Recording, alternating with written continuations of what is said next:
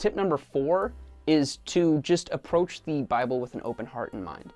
A lot of times it's very difficult to not separate our personal baggage from the words of Scripture when we're reading them, but we have to understand that we don't necessarily have it all figured out. Not even the people we are listening to, our secondary sources, have Scripture all figured out. So to not be burdened by what other people have told us or by what we feel in our hearts, but rather just try to listen to Scripture and interpret it appropriately is extremely important, and it's also extremely difficult.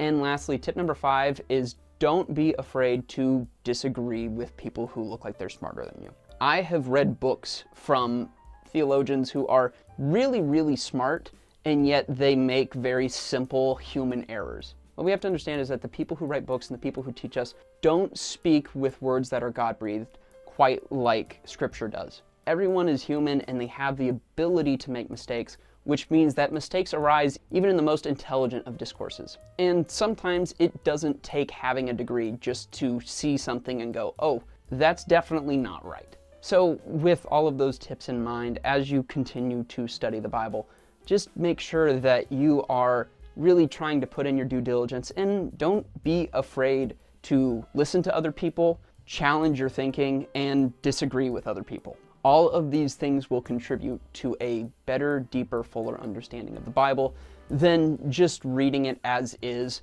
with no intentionality. But let me know what your guys' thoughts are, and if you have any other tips for reading Scripture, and I'll see you tomorrow.